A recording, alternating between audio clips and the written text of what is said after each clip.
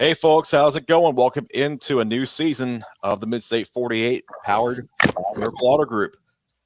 Chris Brooks alongside Cam Reed, Tom Duggan, and Scott Burton. And guys, I'm going to bring all of you in. Welcome to week one. Hey, football time. We are here. A lot of good games in the schedule for week one. We're going to talk about a few of those and who you got. We'll also talk to Independence head coach Scott Stidham ahead of the Eagles trip to CPA. We've also got Ingo Martin, CPA head coach, and senior quarterback Thomas Vaccaro that we'll be talking to in the second segment as well. Guys, I want to start out first, though, by just kind of taking a breath because this preseason's been a bit of a blur. It's jumped on us before we could ever prepare for it. The football season ends first weekend of December in Chattanooga for the high school sports, and you have the national championship and the Super Bowl running through February.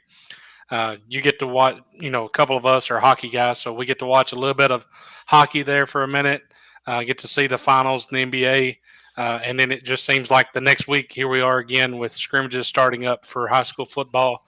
And here we are, guys. It's week one in Tennessee. Well, let's not forget we actually did have football in the spring. It was the girls' flag football that we got to cover. So that also helped with the what seems like an accelerated off season. I mean, it really does feel like there was little to no time when we jumped from one to the other or something. Somewhere related to pigskin.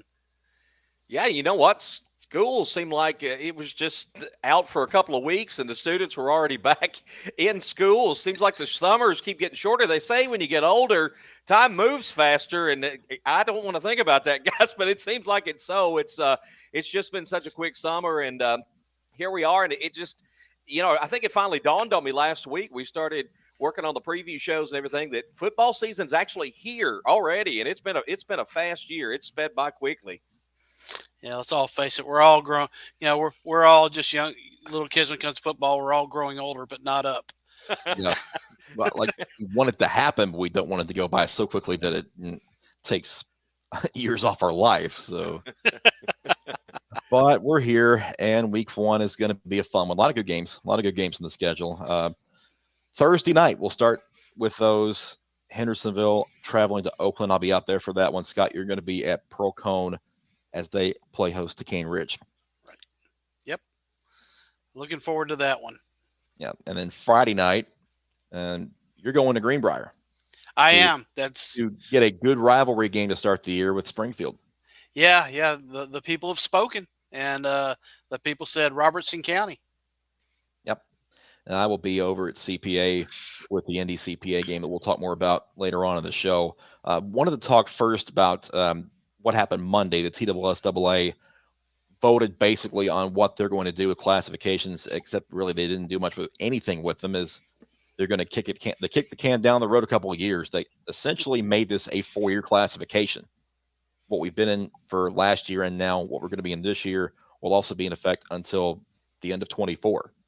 So 6 classes for football wasn't really a shocker. We didn't think they were going to do anything with those, but it still kind of begs the question: are we in the best possible classification for football? And I say no, guys.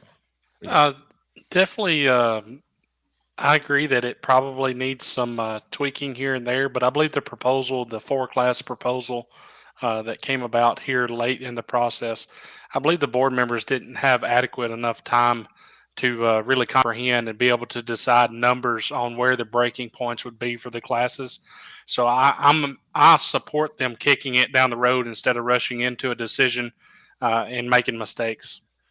Yeah, I kind of go along with that too. I mean, kick it down the road if you don't have enough data to really make a good, informed decision. Wait, I think it's the best thing, but get it right. I mean, guys, we're going back almost 30 years since they first expanded 3 classifications to 5. It was back in 1993, and it seems like, every few years they're changing it. They just can't get it right. 30 years is a long time, guys. They need to get this right, and if it takes an extra couple of years, I'm all for it. Well, another thing to take into account is that Tennessee is one of the fastest growing states in the nation, and as we start moving forward, we're looking at new schools being added every year. So being able to look at it and study it, and like you said, Tom, they've had 30 years to look at it and study it. But jumping into a decision like Cam was saying, definitely not a great idea. I think that it really needs to be studied a little bit further.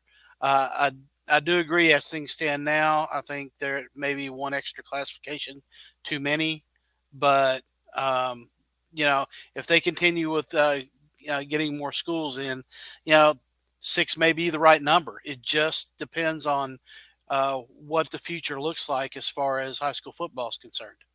Right. Yeah, and I mean, considering- you look, I think 5 classifications, I believe we're all we've seen that. I liked that when we had 5 classifications. Then you go Division II. I think it's for sure you go down to just Division II 1A and Division II 2A. I don't think it's necessarily fair to other teams in the state to have a AAA and Division II with 12 teams in it, and every team qualifies for the postseason. I don't think that's a fair shot for other schools. Yeah, I totally agree with that, especially when you consider, like, in AA, arguably the best team in the state, Lipscomb Academy, is in AA, and really should be playing in AAA and playing that kind of competition.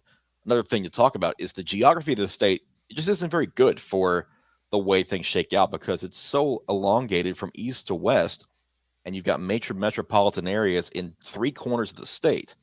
It really makes it tough to group teams together, considering there's several areas where there's not a lot of schools. So something they've got to think about when they come around to this in 2 years, and they'll get these enrollments 20 days into the school year. And then if anybody does need to move up, they will move them up if necessary. But there shouldn't be a lot of changes for the next 2 years. So we're going to be in this alignment for at least through 2024. All right. So let's talk a little bit about some of these games in week 1. And NDCPA on the board.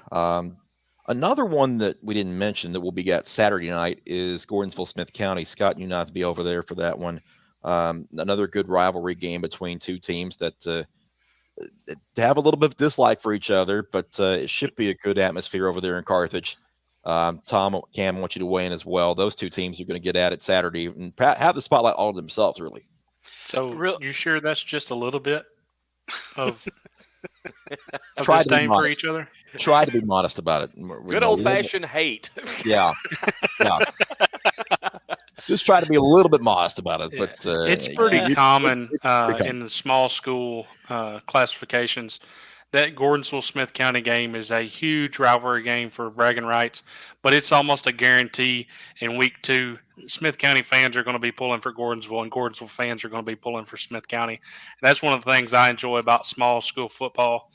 The camaraderie between communities to where they can hate each other week 1 on Friday night, or in this case, Saturday night. And then 6 days later, be pulling for that same team that they played the week before. Yeah, last year it was a nasty game. I mean, it was a typical week 1 game. I think there were 11 turnovers in the game. I know that Smith County alone had 11 penalties. It was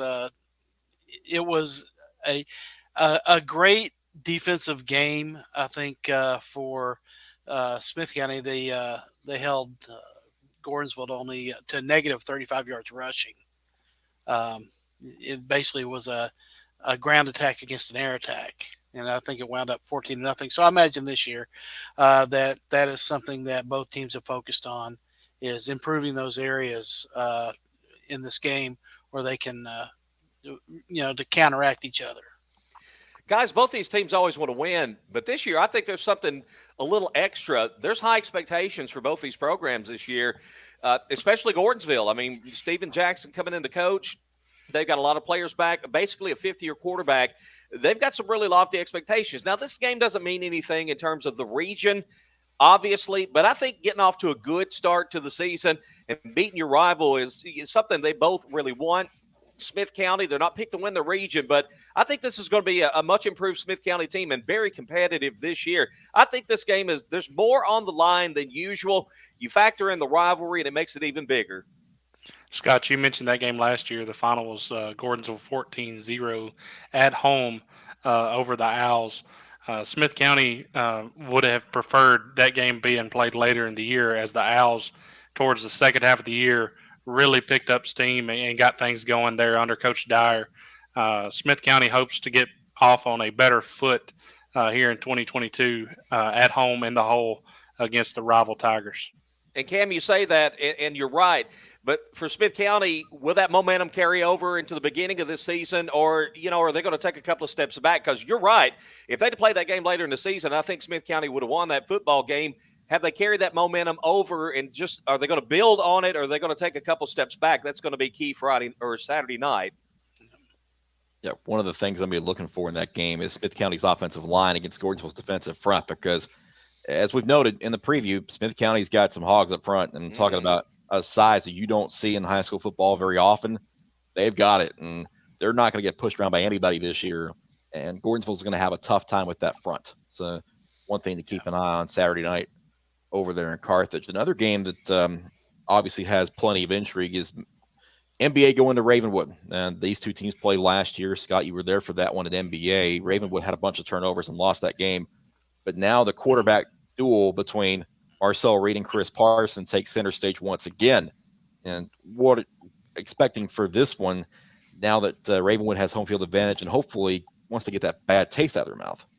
Yeah, they certainly do. And Chris Parson has had a year in this system now, and he's definitely stronger for it. I think Ravenwood is a little bit more mature in certain areas for this game. And I think last year, like you said, they came into the first game of the season and call it what you will. NBA just took it to them. They just did not play well.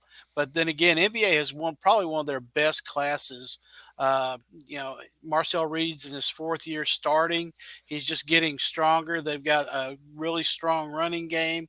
But the story, I think, is the NBA defensive line. That is huge. And that's going to be the key, I think, to this game. Can Eric George and company get to Chris Parson?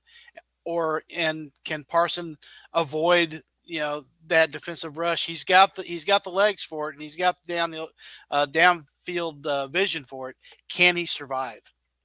And guys, with the recent commitment by Chris Parsons to Mississippi State, how Marcel Reed, a Ole Miss commit, versus Chris Parson, a Mississippi State commit, so they get the rivalry going early here in 2022. Huge matchup as both of these teams are definitely in the state title picture of their classifications, as Ravenwood is a pretty widespread consensus preseason favorite to make it out of the West in 6A, and NBA and Marcel Reed are super hungry to get another shot at McCallie there in Division II 3A. This game will more than likely come down to mistakes, but reading up on the Big Red, it appears they're clicking on all cylinders here early on in the season, as they had their way in scrimmages against both Smyrna and Independence. Cam, you stole my thunder on the quarterback thing. I was thinking about that, and how much fun the Egg Bowl is going to be for us guys in Middle Tennessee for the next 4 years. We get to watch these two guys square off. Hopefully they'll get on the field early, and we'll get to see that several games from them. This is everything you want in a week one game, guys. You got two great programs. You got two programs that are state title contenders, Cam, as you mentioned. You've got two of the elite quarterbacks in the state of Tennessee, two SEC commits at quarterback. You've got two teams with a lot to play for this year. I think this is just what you want coming out of the gate in week one. Two fantastic programs. This ought to be a fantastic football game. Yeah, it really should. Really should. One of the best games on the schedule for week one. And we'll get to picking that game and who you got a little later on in this show. We got to take a quick break, and we want to bring in our sponsors, Miracle Auto Group, to tell us a little bit about what's going on over there. Hi, everyone. It's Jim Galvin, Miracle Ford, your Ford dealer in Gallatin, Tennessee since 1980. Great news beginning now. When you need service, we can come to you. Our mobile service van comes to you wherever you are, whether you need oil changes, lube, routine maintenance, warranty, filters, wiper blades, batteries, bulbs, recalls, and more. Visit our website or call us now. Are you ready for the miracle? Proud to have Miracle Auto Group on as a sponsor of the Mid-State 48 for this season. Very happy with the Galvin family over there, and they do a wonderful job with the auto dealership in Gallatin. Cam, you get to work with them pretty closely too, so you understand that on a daily basis. And we're certainly happy to have them here. Most definitely super excited to welcome them on. And if you need a new ride or if you need mobile service, go check out Miracle Auto Group there in Gallatin, Tennessee. We will talk with Independence head coach Scott Stidham up next on the Mid-State 48. Stay with us. Have Independence head coach Scott Stidham on the line. Coach, big week for you. As far as week ones are concerned, this being your first with Independence, where does this kind of rank as far as the excitement level for you? Well, we're awfully excited, to be at Independence and with a bunch of great administrators and coaches, and then our players to get to go to CPA, a program that is second to none with the tradition they have. It's a huge challenge for us, but our kids are excited and just to see where we are, because it'll be a great measuring stick for us. You mentioned challenges because this preseason you guys have challenged yourselves a lot with some of the scrimmages that you've had. You went to Oakland last week and got to go against them. What was that like, and how do you feel like it helped you guys get ready for CPA? Yeah, it was a challenge for sure. We challenged our kids a lot this spring. We went with NBA and then Hillsboro and then finished with Oakland last week. But everyone, when I tell them that, thinks I'm crazy. But our schedule's not easy. So I don't know how you get ready for the schedule we have without scrimmaging great people. So it was good for us. Again, a great measuring stick against a program like Oakland just to see where we are. And there's a lot of things we did that we need to get better at. We also did some things well that hopefully our kids saw what we can do to improve. And as we continue to improve, we're excited about what we can be doing by the end of the year, we hope. And going into CPA, obviously, it's a tough place to play. And the kids that played them last year have that experience on their shoulders. But how do you guys get away from what happened in week one last year and kind of try to reverse that result? Well, I think it starts, I wasn't here, and I'm first of all not very smart by following Coach Blade because he is such a great football coach and had such success here. But our kids, we've just talked about what's ahead of us. Each week we're going to have a goal to try to go 1-0, and so we don't really talk much about last year.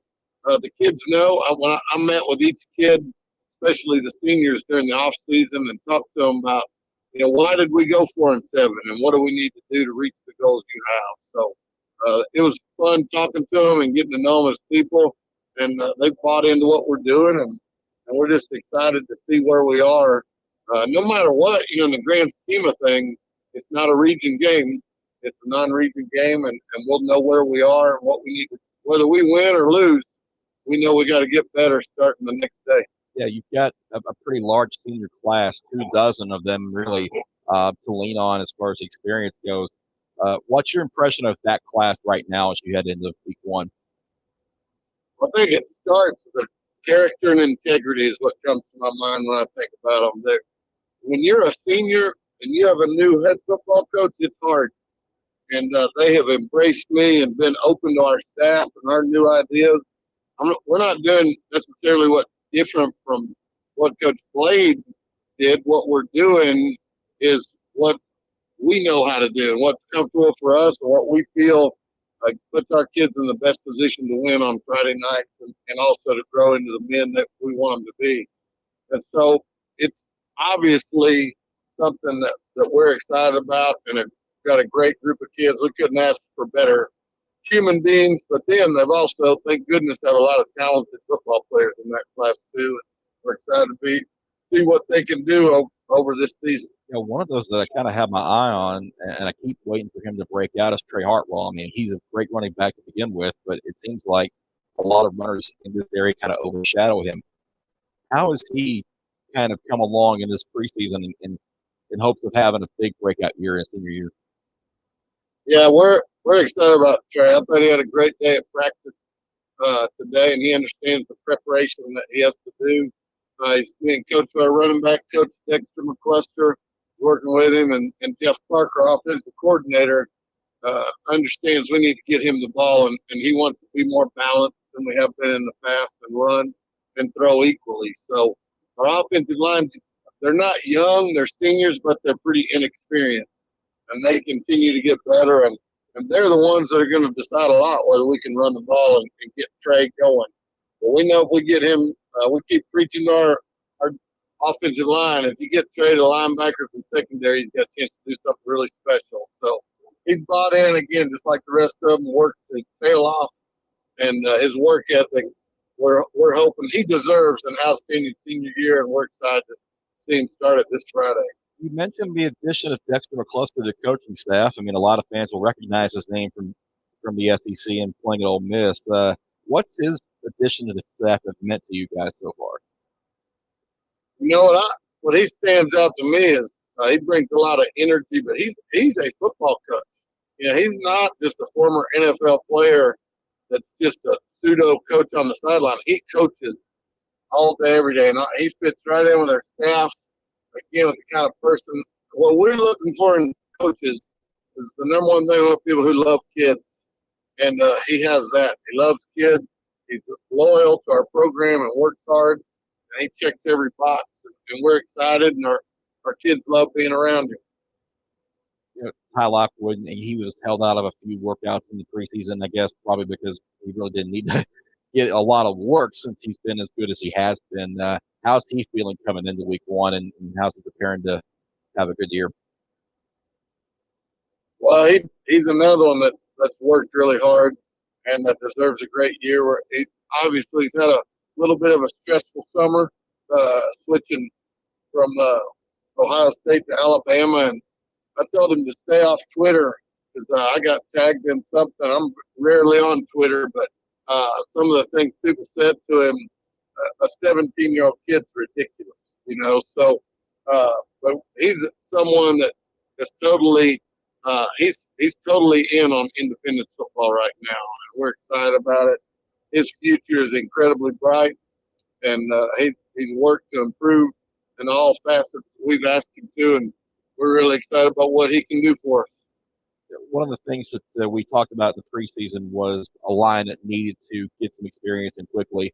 How do you feel about the line going into CPA this week? Well, they continue to get better and better. We brought Jim Fishel, who was with us at South Gibson.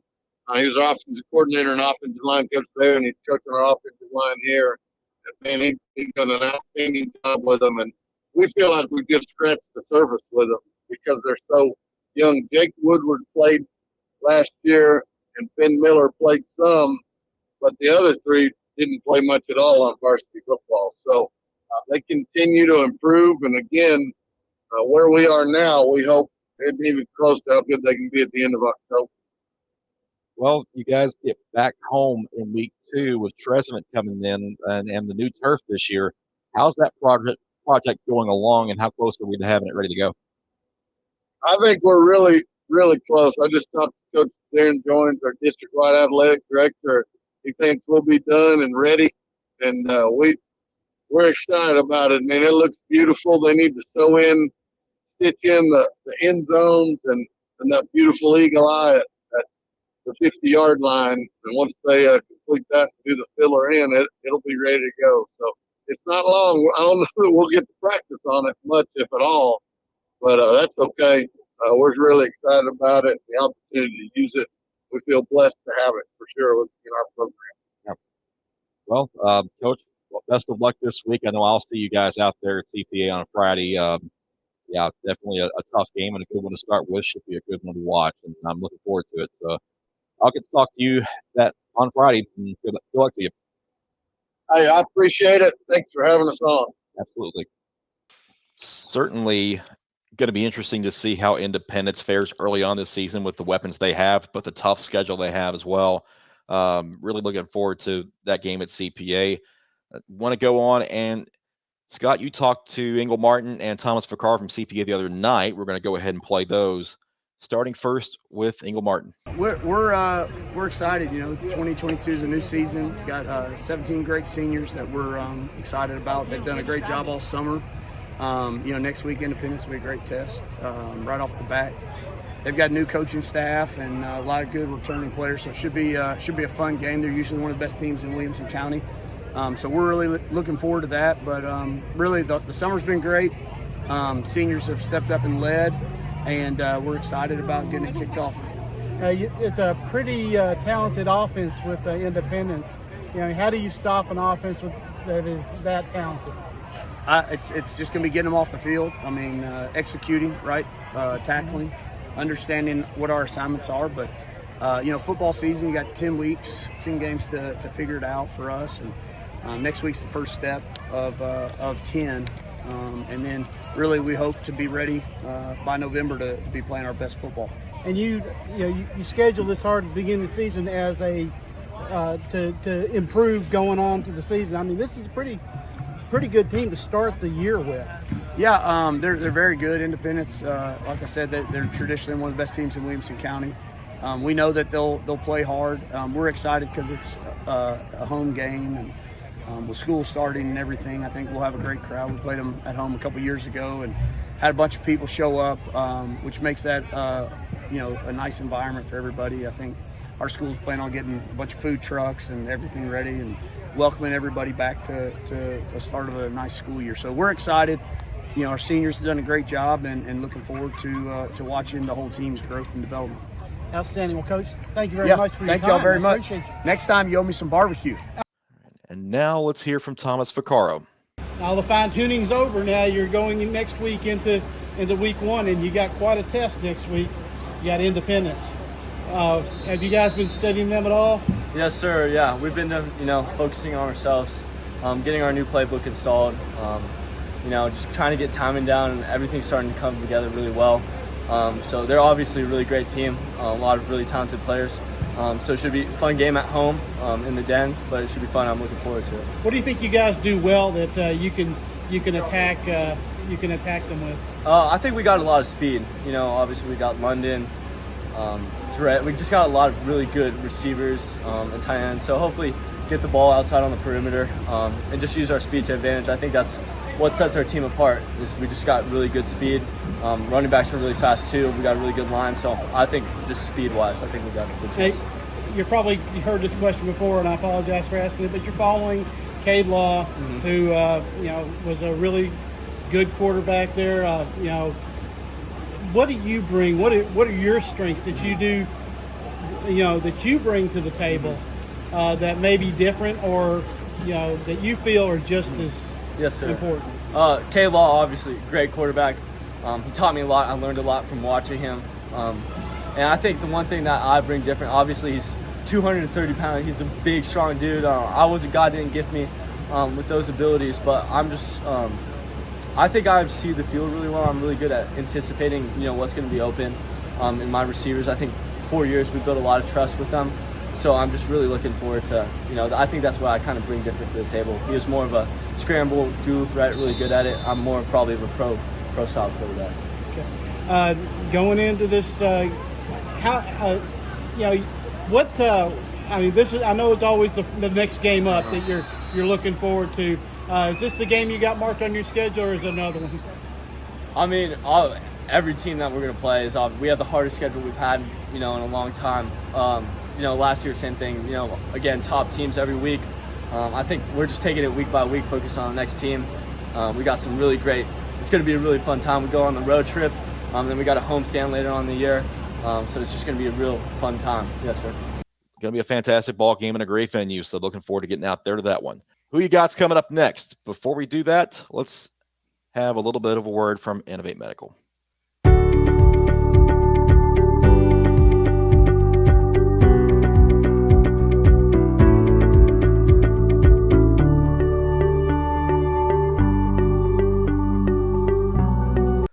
It is that time of the week where we try to tell you who we think is going to win most of the big games of the week. It's who you got.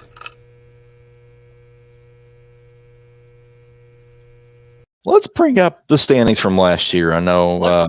Let's don't. Oh yeah, let's talk about these standings. Wow. I knew you would say that, Scott. So here we go. Here we go. We'll just put a cap on last year real quick. Tom, congratulations for winning overall or winning the show last year. Let's put it that way. You won the show picks last year. So Beginner's luck, guys. I just got to say that beginner's luck. It was fairly close though for most of the year. I mean, 13 games between Tom, the fans, myself, and Scott. So, yeah. I started getting desperate towards the end, trying to catch up. Hey, sometimes it does that. Reggie is a rookie coming in there over 500, so you can't really complain about that too much. Look at that 9 told you so. So we're going to have to call him Reggie the Greek this year. Oh, boy. Yeah. He's nailing those underdogs. Yeah, he's found the ones that we didn't find. So let's look at overall. We picked every game played last year, 650 in total, which is a lot. So you can look at those numbers. I'm not going to say who won. Scott doesn't want me to. So. Hey, Drake was only 58 games out, guys. Yeah. Come on. Well, let's shout out Drake real quick. He moved to Illinois with his fiance this year, so unfortunately he's no longer able to help us. But Cam's able to take his spot, so he's going to try. He's got something to shoot for. That's right. I'm gonna try to have lightning strike twice in the bottle, and do as Tom did last year and take that number 1 spot. There we go. Without further ado, let's get to it. Cane Ridge at Pearl Cone on Thursday, and we went with Pearl Cone across the board. I think all of us kind of feel like the Firebirds are going to start out pretty well here in 2022, including Reggie. Yeah, that Pearl Cone defense. I expect this to be a good game, a good solid game. Cane Ridge offense. Pearl Cone speed is just next level, and their defense. From what I saw of the defense in the preseason, they look tough up front. That defensive line looks stout. Yeah, last year's matchup had the Firebirds winning 38-19. This game at home for Pearl. I do believe Cane Ridge will be better this year, but I also believe Pearl is better this year. I like the Firebirds by a couple scores.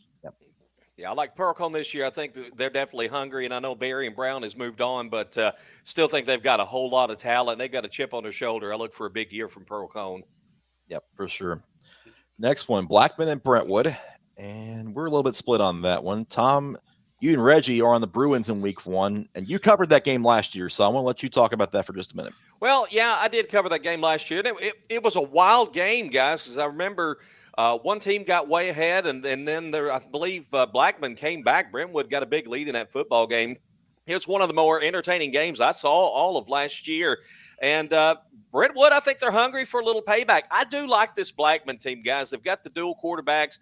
Of course, Reisner, a lot of expectations on that young man this year, but they're going to play the 2 quarterbacks. They got a lot of talent. They love to go fast. I think that offense is going to be a little bit better this year. But I'm going to go with Reggie. We're going to take Brentwood at home, getting a little payback over Blackman.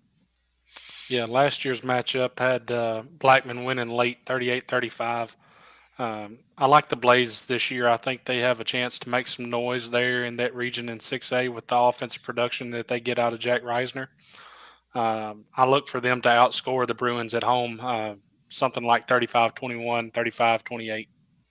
I think it's going to be that Coach Tigard with Blackman has done something by adding speed. He's taken some of those speedy receivers, put them on the other side of the ball. I think that is going to add a different dynamic to Blackman defense. But it was a tougher call than some might think.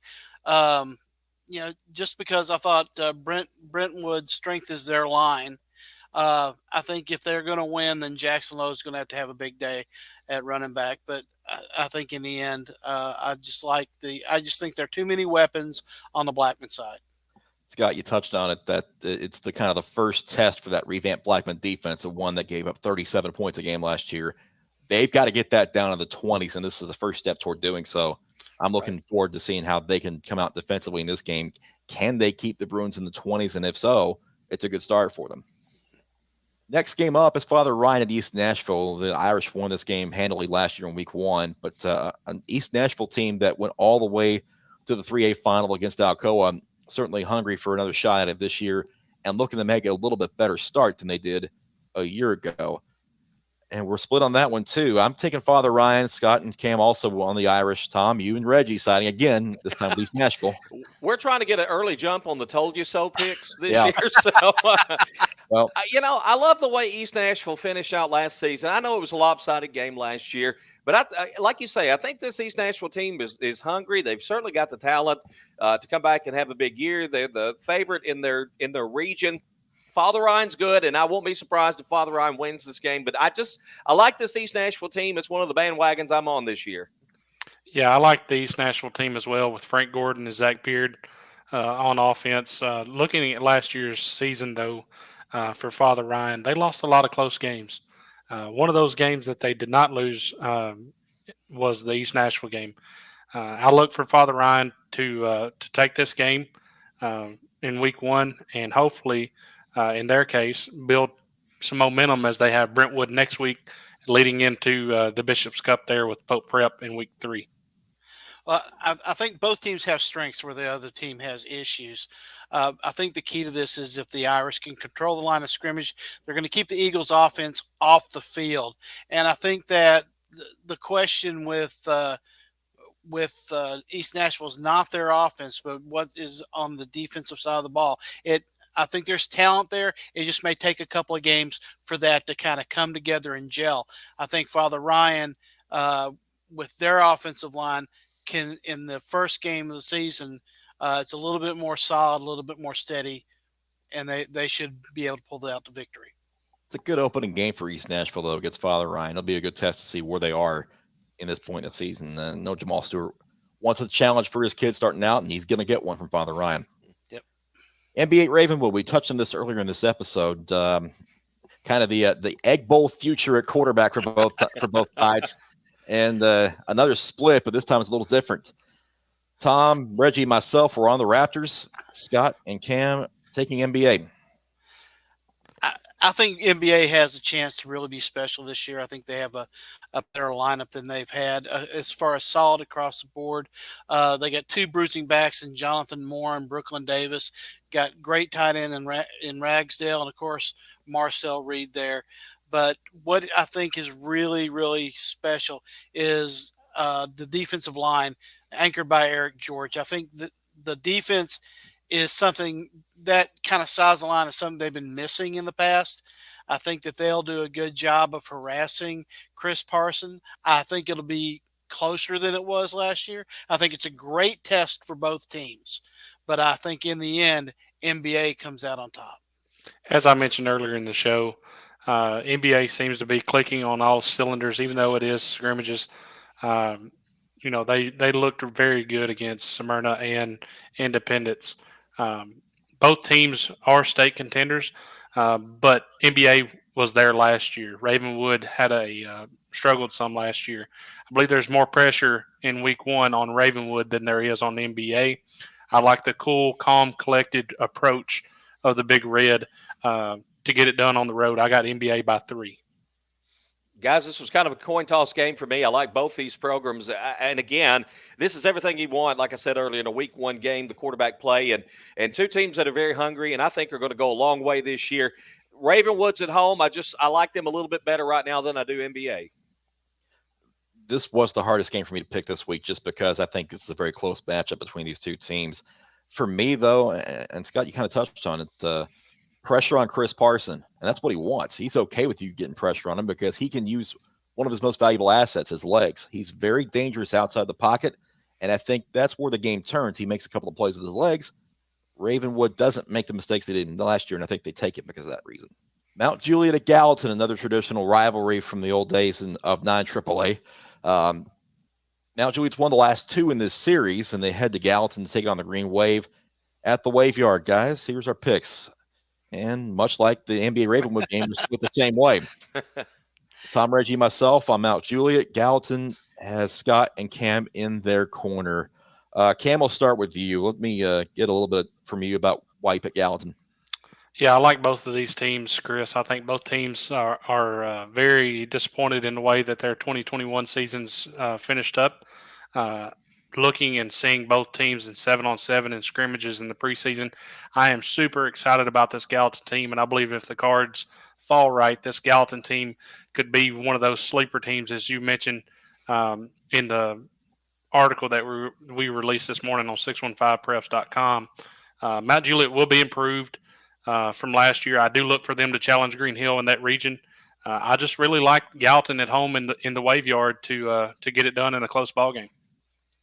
Yeah, I agree. I think that Gallatin is poised to do better this year than they did last year, and I think Jaheim Merriweather is going to have a big night. Even though I really like this Bear defense, I just think that the Gallatin defense is going to be able to get after Griffin Throneberry and force him to get outside the pocket. And I just feel like Gallatin's going to, got something to prove this game.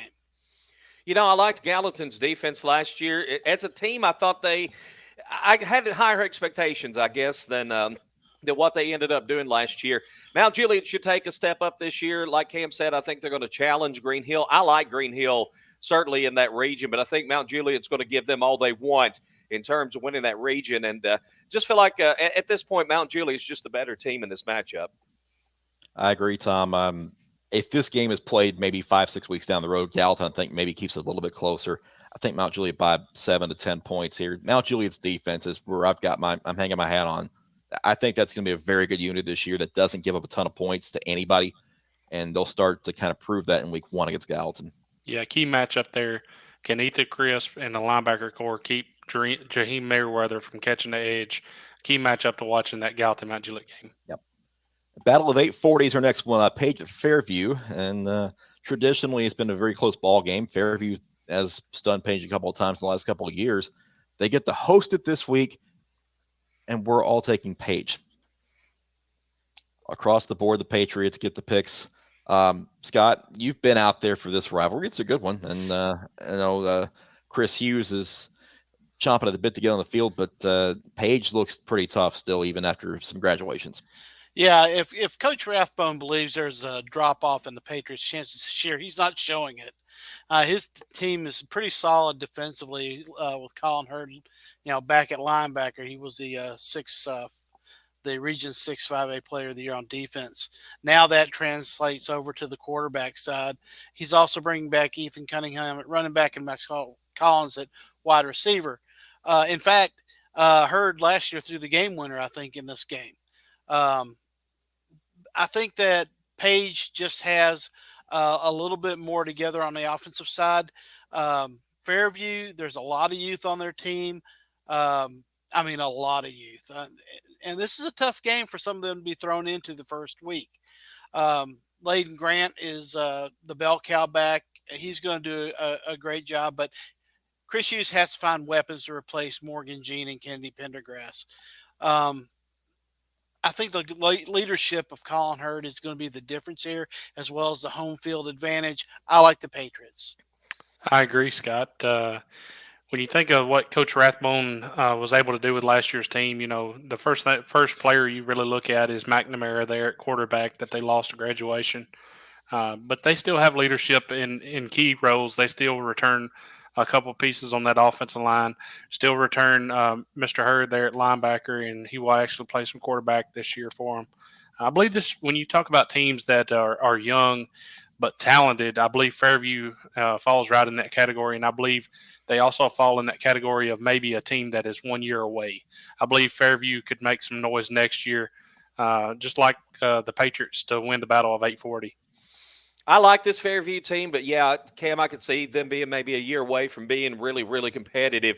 It's hard to lose to Jake McNamara, guys. We all know that, but I love Colin Hurd. I just love what he brings to the football field, and I think this defense for Page is going to be exceptional this year. I think they're going to get off to a winning start with a win over Fairview Friday night, and I look for Hurd just to have a fantastic season this year. Yep, and that receiving core for Page is still pretty experienced too, so they'll have him plenty of targets to get to in the passing game. That's kind of where I think Page wins this game. Yep. Springfield at Greenbrier. Scott, it's your stop for Friday night. We're all on Springfield. Well, it's not surprising. Springfield, I believe, has won 8 games in a row. I don't think they've allowed Greenbrier to score since 2018. So Greenbrier has a lot to play for in this game. But I tell you, it's hard to beat a Dustin Wilson defense. Greenbrier has a lot of talent on that team. Everybody knows about Nathan Robinson, the huge tight end, defensive end, linebacker. You look out there, he's probably going to be the tallest guy on the field. He's big, but they may not know about Eli Lawson, the transfer from Knox Catholic, and Travarius Flood. I just think that Devin Crenshaw at quarterback for Springfield brings another level. He throws the ball well. Lamarius Daniels, he was a 1,200-yard rusher last year.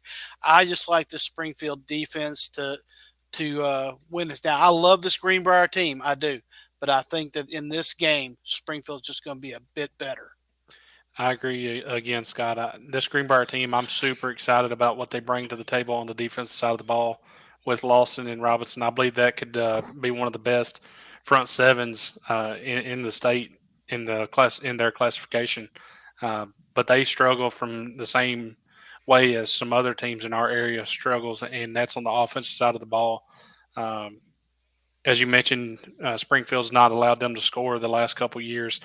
I do believe Greenbrier finds the end zone Friday night, but it just won't be enough. I have Springfield by 3 or 4 scores. I love this Greenbrier team. I'm excited to see what they can do this year. I think they're going to be much improved, but Devin Crenshaw does it all for me, guys. I'm excited to see the strides he's made since his junior year. I think he's going to have a special season. I think Springfield is going to have a special season. They get it done Friday night. Yeah. I could easily see Nathan Robinson catching a touchdown pass for Greenbrier Friday. I can easily see that. But it probably won't be enough. I think that they'll have to do a little bit more to break that streak against the Yellow Jackets. I think Springfield wins that one. Stewart's Creek at Smyrna, another good rivalry to start out. Both these teams getting turf this year. Smyrna gets to play on theirs first, and they'll host the Red Hawks in week number 1. Tom, you're going with Stewart's Creek. I'm going with Stewart's Creek. To be honest with you, just going back and forth on this game, I guess just gut instinct going with me here. Something about Stewart's Creek, I feel like this is going to be a game that they're going to go out and make a statement and go on the road and get a big win against Smyrna. And guys, I believe when I was looking at some research on this matchup earlier in the week, like 4 out of the last 5 matchups has Smyrna winning by less than 4. If that tells you what kind of ball game this will be over at Smyrna this Friday night. I just like the Bulldogs and Arian Carter to be able to make enough plays late in the ball game to squeak out another win. I have the Bulldogs by 3. Well, Stewart's Creek, they're returning, their quarterback and a couple of wide receivers that are really good in Monavong and Maynard. But there was a big loss in the offseason we didn't talk about before, and that's Epton Belafont, the kicker, punter. In a close game, that's the kind of player that you want. I don't know if their new kicker is, what he's like. I haven't seen him. But losing somebody that was clutch kicker like that has a real effect in a rivalry game. Arian Carter has this season or this offseason has dedicated himself to getting himself healthy and stronger and bigger and faster. And I am very interested to see the Smyrna defense with him at linebacker and Jaden Marable, their 6'2", 280-pound defensive lineman. And see what they can do. Their offense is really good. I think their defense is even better. Arian Carter, I want to see him on turf because as fast as he is on grass, turf's just going to make him look a little bit quicker, and I think he's the big difference in a Smyrna victory in week 1.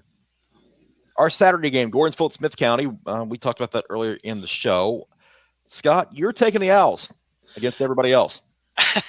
I am. I think that I think there's a different mindset. I think that Coach Dyer has this Smith County Owl team believing they are huge. They're absolutely huge.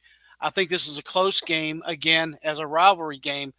But, we talked about the mistakes last year that killed Smith County, the penalties, the turnovers, the drive, the things that kill their drives. And, they held Gordonsville to negative 32 yards rushing, and they put up 132 yards on Gordonsville. I think if they've learned, if they've matured, I think they can control the line of scrimmage and actually win this game.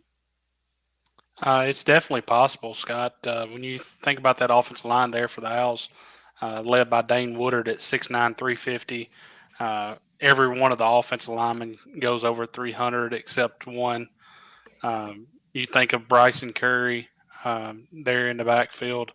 But I just love Matthew Albritton, and I love the pair of bookends on the defensive side of the ball for Gordonsville and Will Dudney and Bryson Greer. I think they're probably the best duo in 1A or 2A for that matter on the defensive side of the ball. Gordonsville finds ways to win games. This could come down to a 2-point conversion, and I like Coach Jackson to get his first win in the hole. I tell you, guys, I struggled with this one. I've seen enough of these games over the years. They're always close. The team you think may win the game doesn't always win the game. And I tell you what, Smith County size concerns me for Gordonsville. That's going to be a handful. You're talking about a 1A school, and I know Gordonsville's got a lot of talent, but Smith County's got some good size, and that's going to be a handful for Gordonsville to deal with. And as that game goes along, they're going to get worn down playing against some of those big guys. But what it came down to me for was the talent of Gordonsville and Matthew Albritton. Again, I think this young man, he's got the experience. Again, pretty much a fifth-year senior. He started in 8th grade with Gordonsville. I like the talent. I like what they've got on defense. I think Coach Jackson has just brought a real shot of energy into that program. They know what they're capable of doing, and I think they're going to get it done. But I do expect this one to be a close game, and it absolutely would not surprise me if Smith County were to win it. Yep.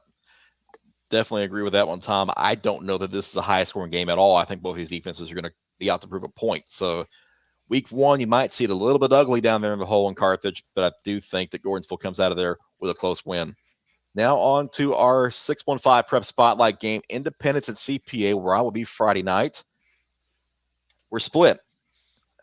Cam and I take Independence. Scott and Tom are with CPA. Cam, I'll start with you. Let's go with Independence first. Yeah, just if you watched our previous shows, I mean, I love this Independence team. I believe they're a dark horse candidate there in 6A to make a run to Chattanooga. Love what they bring to the table on the offensive side of the ball with Ty Lockwood, Trey Hartwell, and the quarterback there. Just really like the Eagles, and I look for them to outscore a CPA team that still may have a couple of questions on the offensive side of the ball, replacing Langston Patterson and Cade Law. That's why I favor the Eagles in this matchup. It will be a close game, but I do expect a shootout, and I just think Independence has a little bit more offensive talent than CPA. CPA is bringing back the Vandy commit London Humphreys, who had 1,100 yards, 12 touchdowns last year. And CPA, I think they've got a bad taste in their mouth with the way things went last year with Lipscomb Academy.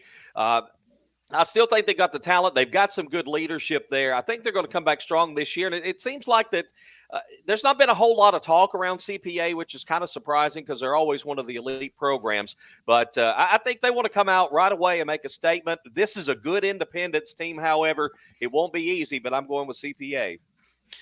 This was the hardest game for me to pick, and I believe in both of these teams. I believe they both have legitimate shots to go far into the playoffs.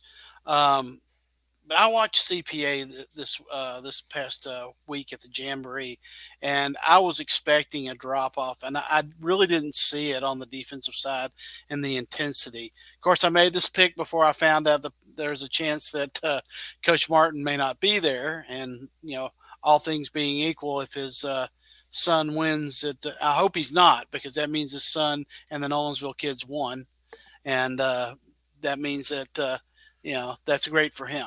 But I was watching Thomas Vaccaro, and he's got great height. He's mobile in the pocket. He sees the field well. He doesn't have the fear of carrying the load. He was mentored by Cade Law, London Humphrey, Andre Evans. I think there are enough weapons there, but I think that they can keep up with Independence. I just like this team, but like I said, it really came down to I picked the home dog. I mean the home team. for me, this boils down to two players. It's Trey Hartwell and Ty Lockwood on the Independence offense, and those two are going to get a lion's share of the carries and the receptions that the Eagles can throw at CPA. I think CPA is going to be there for the long haul, and they're going to get a lot better as the season goes on. But this is a tough game for them to start out at even at home. So for that reason and that reason alone, I sided with Independence in this one. Now it's time to let Reggie make his season debut and see who he picked for this one. And here comes Reggie, and he is going to step around, and he's coming back to the board, and he has selected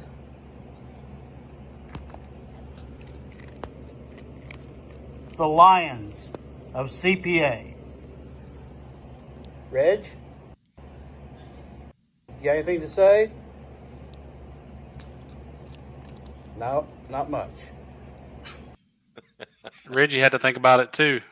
He had to step away and really decipher which one he was going to pick there. It was tough for him, but he I guess goes cats stick together, so he took the Lions, and he's going with CPA to make it 3 for Ingle Martin's bunch. Now, Scott, you mentioned that Ingle Martin may or may not be there Friday, depending on how the Nolensville Little League team does in the Little League World Series. They play Wednesday. If they were to win, they'll play Friday, and he will not be there. But well, honestly, want to wish him good luck as well this week. So let's quickly go over the picks again. Kane Ridge at Pearl Cone. We're all on Pearl Cone. Blackman at Brentwood. Myself, Scott, and Cameron Blackman. Tom and Reggie have Brentwood. Tom and Reggie have East Nashville. The rest of us have Father Ryan. MBA for Scott Burton and Cam Reed. Ravenwood for the rest of us. I'm on Mount Juliet. Tom's on Mount Juliet. So is Reggie. Scott and Cam are on Gallatin in that matchup. We're all on Page over Fairview. We're all over Springfield over Greenbrier.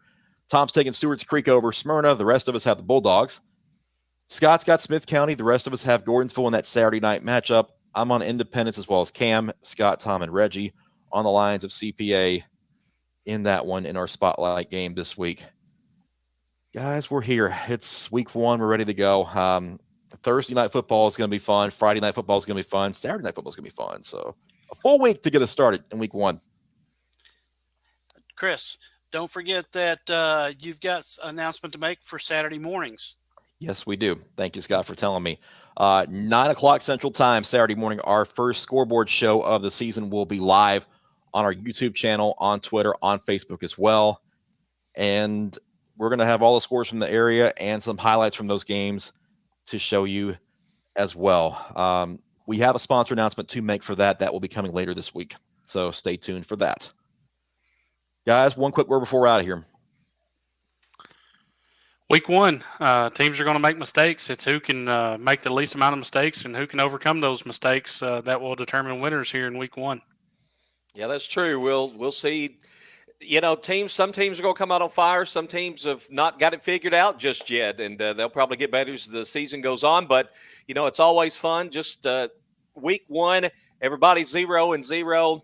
You know, we've got thoughts, ideas, and expectations, but until they actually hit the field, guys, we really don't know what's going to happen. And I think that's what makes football that much more fun.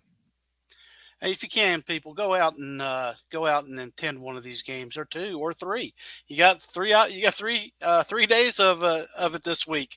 You know, support your local high school football teams and the programs, the cheerleaders, the bands, all those things. It wasn't that long ago we didn't have them, so enjoy them and have fun and support them. It looks like the weather is going to be pretty good for week 1 as well, considering in recent years we've had nearly 100-degree heat. We're looking maybe mid-80s, so that's going to be a welcome change, and that'll be good for some great nights of football ahead in week 1. Yeah. Guys, good show. That's it for week 1. We will talk to you Saturday on the 615 Prep scoreboard and next week on the Mid-State 48. For Tom Duggan, for Cam Reed, for Scott Burton, I'm Chris Brooks. So long, and have a great week, and welcome to football.